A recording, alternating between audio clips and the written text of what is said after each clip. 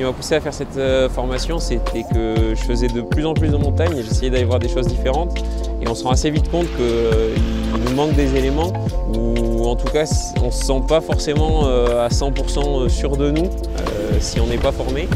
Et donc c'était essayer d'avoir ces éléments, d'acquérir des connaissances et des compétences qui nous permettent d'aller plus loin en montagne, mais en le faisant proprement, quoi.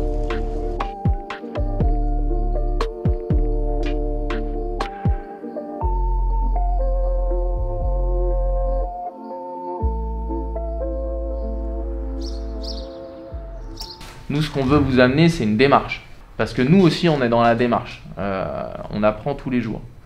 On ne peut pas prétendre à dire bah, « nous, on fait 0 erreur ».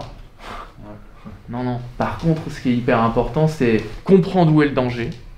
Je comprends où est le danger. J'ai vu où est le danger. Parce que des fois, tu ne vois même pas où est le danger.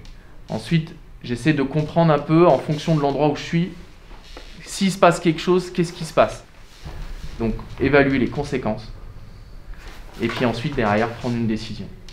En fait, là, ce premier week-end, c'est la base, d'accord? C'est pour que vous compreniez sur quel support vous skiez, où vous marchez. L'idée, c'est d'aller sur le terrain et d'aller faire vraiment une coupe de neige pour déceler le dernier des paramètres qu'on va vous expliquer, qui est la couche fragile.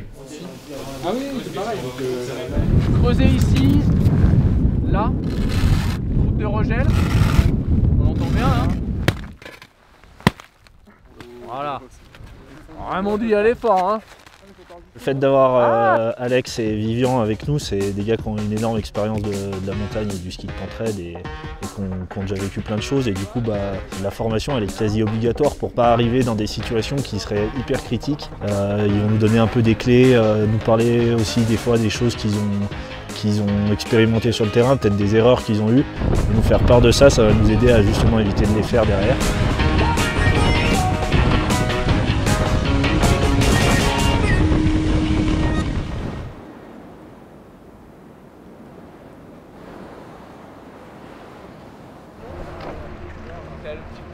Le thème aujourd'hui, c'est vraiment de se concentrer sur le ski et le virage court. Essayez vraiment de travailler le geste technique le plus juste possible. Aujourd'hui, c'est plutôt mettre en application les fondamentaux qu'on a revus hier. On va aller voir sur les aiguilles un peu au-dessus du Brévent, là, essayer de descendre dans des faces un peu plus raides, aller chercher des couloirs. On a de la neige bonne mais pas trop pour essayer de progresser sur de la pente raide, vraiment rentrer dans le vif du sujet, quoi.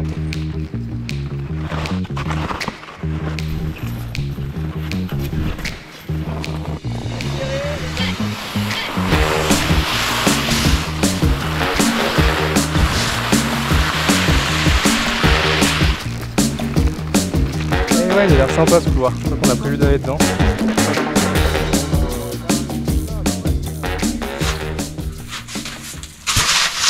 Là il y a beaucoup de trop, Les spatules, François, tu dois vraiment les envoyer dans la pente, c'est tes talons qui montent. Voilà, super ça, bien.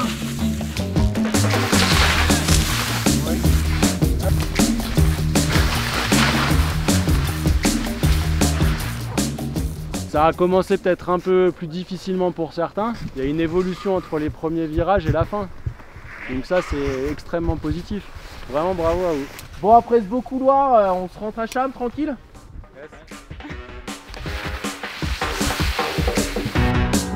Yes. Tac.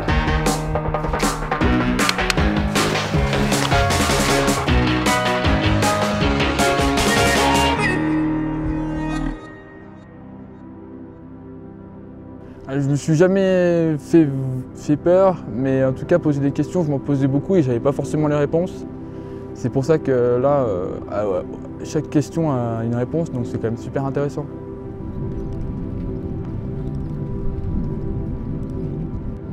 Si tu vois que tu vas arriver sur une zone qui est vraiment crevassée, ok, on s'arrête un peu avant, on sort la corde, on s'encorde. D'accord? Donc là, tu as regardé un peu comment c'était foutu? Ah bah là, tu as quand même une crevasse, ici, là. Ah oui. On va monter encordé, jusqu'au pied de l'arête. Comme ça, une fois qu'on mettra les crampons et tout, on sera tous encordés. Ouais, ça marche. Ok? Ouais. Allez. Vous avez vu, il y a quand même pas mal de neige. La pente, elle est quand même un peu chargée. Donc on va quand même essayer de passer le plus possible dans le caillou. Ok.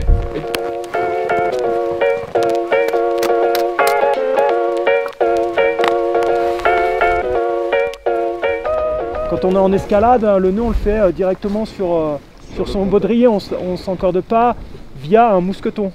Okay. Contrairement à ce qu'on a fait précédemment sur le glacier, là où on s'est encordé sur le mousqueton directionnel. Ok ?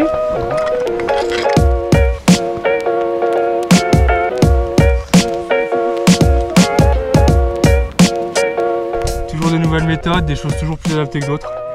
C'est génial.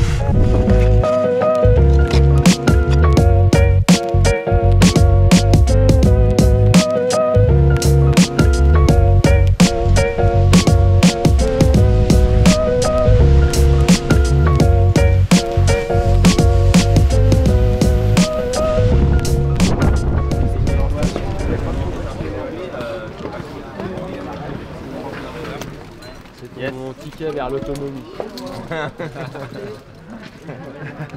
C'est un peu le premier week-end de mise en situation après les 3 week-ends qu'ils ont fait de formation un peu plus boîte à outils. Globalement, c'est eux qui nous emmènent aujourd'hui.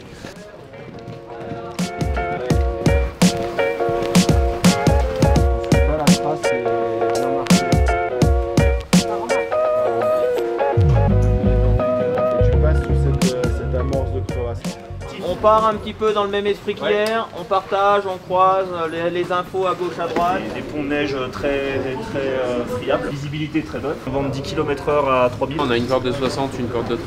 Lipstick, sunscreen. Moi, il y a beaucoup de choses que je pensais savoir bien faire. Et en fait, c'est des détails, mais il y a plein de choses qu'on peut faire mieux, qu'on peut faire plus adapté en fait. Mais apparemment, c'est hyper crevassé, mais enfin, le Valet Blanc, j'ai pas entendu beaucoup mieux. Okay. Les grands mots, c'est on reste dans de la formation.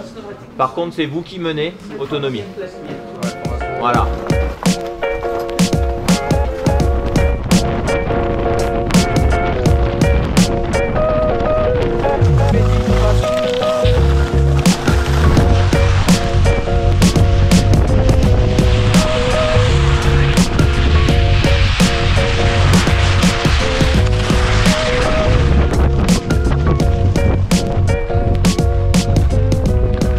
En termes de longueur de corde, on a quitté le glacier. On peut laisser 20 mètres au max et après on pourra construire avec des anneaux jusqu'à aller jusqu'à la laisse si c'est facile.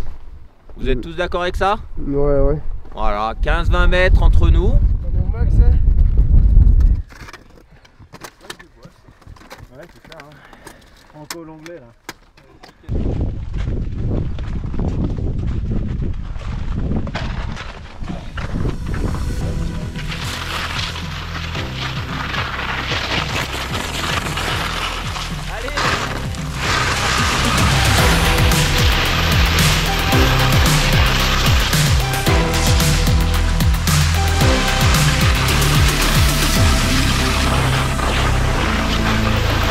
On est monté crescendo dans des pentes de plus en plus raides.